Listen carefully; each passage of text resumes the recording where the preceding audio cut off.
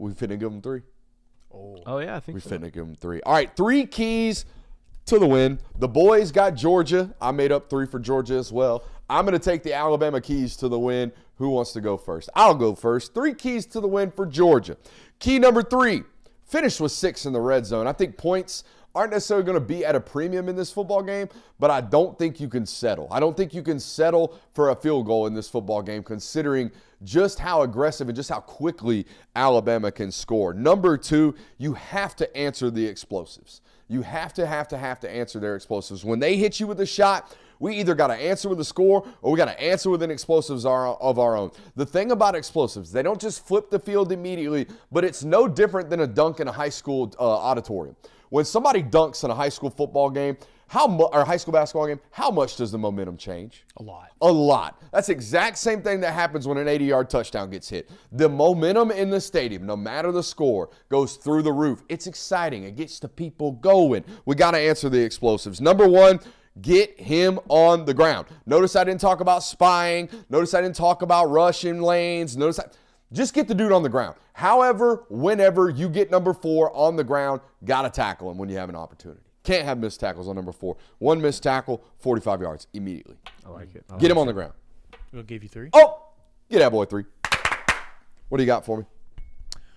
All right, first one. Ryan Williams is 17, by the way. I don't know if anybody knew that. Ryan Williams is 17 years old. I need to write an article. When's he on gonna turn that. 17? I'm not sure people know that. I don't know, but it's crazy that this guy's doing this kind of stuff at 17 years old. That is crazy. Insane.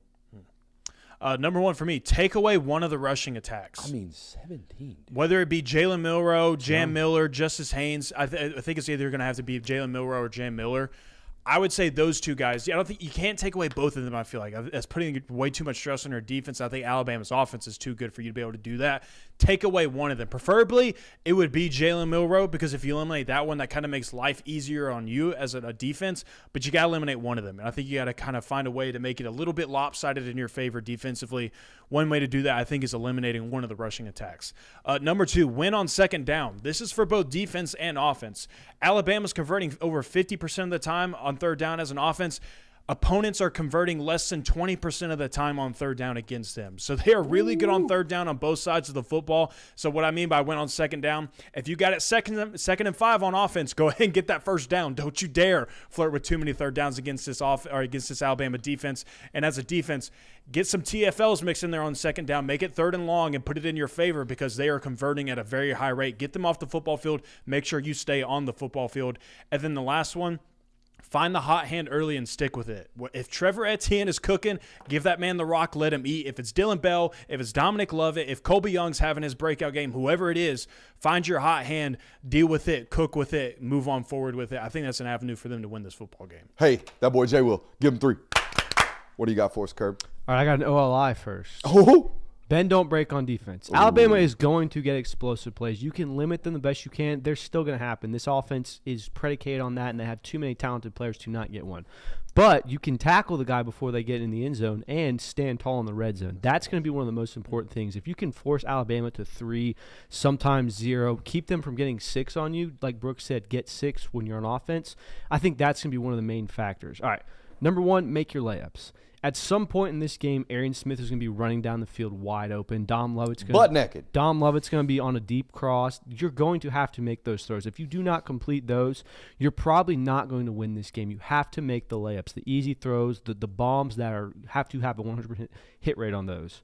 Number 2 is don't make the last mistake. Brooks, you talked about this last year, and it reared its ugly head. It doesn't matter when it happens. It could be in the first quarter. It could be the last play of the fourth quarter. Don't make the last mistake. The team that makes the last mistake loses. Last year, it was the fumble in your own end on an end around. On an end around. That was the last turnover and last real mistake of the football game. Natty, it was the pick 6. Yep. Exactly. And then the third and most important key to victory is hit the magic number. Here's my stat for the night that was so exciting. Ooh. So, since 1895, Georgia and Alabama have played around 70 times, more than 70 times. In those 70 games, the team that scores 30 points first is 22-0. That's right. In those games, if you score 30, how did you run this down? I did some. You got your ways? I did some stat digging. This Here's a better one. If you score 30 points in this game, your opponent is almost guaranteed to not score 30 points. The only exception to this was Alabama in 2008 when they were up 38-0 at half and Georgia came back and was a 41-30 game. So basically, if you're scoring 30 points in this game, you are guaranteed a victory. It's a race to 30. A race to 30. That's the magic number. If you can hit that, chances of winning are great. So what Kirby's saying is, the moment someone hits 30, you run to Bet US, you live bet that shit, put your mortgage on it. You put everything you own.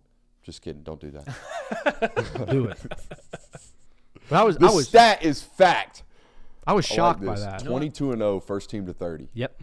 Wow. I'm proud of you. That's Thanks, a good J-Will. stat. That's good Thank you, stuff right J-Will. there. Move on over. Oh, no. We got a new I'm not. stat key. I'm not coming for the spot. Next thing I know, someone's going to be up on the board doing film study. Hey. Never know. I think I know. I think I know it ain't never happened up in here. Oh, wow. All right. Maybe. Well, you just said never. So. Never. Ain't happening. I got 3 keys. Are you done? Yeah, that's it. Hey, that boy Christian Kirby. Give him 3. All right. I got 3 keys to the win for Alabama. You ready? We got a bunch of bammers. Let's hear it. We got a bunch of bammers in the chat tonight. Key to the win, number 3. Protection's got to be clean for all shots. As much development in terms of a pocket passer as Milroe has made, I have yet to see him. Left tackle's getting beat clean. I got to step up in the pocket, reset my feet. Now Ryan Williams is open. Deep shot. Not really what's happening for Alabama over the last couple of years. When pockets are clean and this guy can really step into a throw, he's going to throw it 65 yards and it's probably going to be a touchdown. So if you can keep the pockets clean against this Georgia pass rush, you might have a good opportunity of remaining ahead of the sticks. USF had a really good game plan in terms of simulated pressures, not really showing where the blitzes were going to come from, and they got Milroe down. As much development as we've seen over the last year and a half from a pocket standpoint, I still think he's susceptible to not necessarily recognizing where pressures are coming from. So I think that's the most important thing, or one of the most important things for Alabama's offense. Protect this guy when you're taking shots downfield, because if you give him the time, more often than not, he's going to win. Dictate on defense is number 2. I've talked about this with regards to Georgia's offense for a while now. You cannot just sit back, play non-aggressive defense, basically what Clemson did. You can't basically just sit back and go, hey, we're a cover 3 team today. Or, hey, we're a man team today. We're not going to add any pressure to the box. We're not going to change looks. We have to dictate on defense. You've got to attack Carson Beck. In my opinion, if you're standard, you're beat. That's what we've seen from this football team offensively from Georgia the last 3 years really with this system. Last 2 years in particular with Carson at quarterback. If you're very standard, you're probably going to get beat. Number 1, and this was the biggest key to their win last year in the SEC championship game, and honestly, it's been the biggest key for this offense. I think they lose that South Florida game if this doesn't happen. You got to remain turnover free. With this quarterback who had been a turnover, I'm not going to say machine, he had been prone to turnovers last year. Through 4 games, hasn't thrown an interception. I think he has 1 fumble, and that was on under the center snap on the goal line against USF. This guy has not turned the ball over. You're going to have to continue that in this game because I do believe that when Milroe turns the ball over, it's not just in ones, it's kind of in bunches, at least in his history as a quarterback. Just haven't seen him do it this year, and that's been a testament and a credit to him and DeBoer as a staff. Yeah, turnovers are definitely going to be Hey, that boy Brooks, give him 3. What were you saying? I was saying turnovers are definitely key in this. I mean, you're going to have to force Jalen Miller to make one, whether it's through fumble or interception. He cannot be – Can't play clean. No, he can't play as clean as he has against you, especially not as clean as he played against you last year.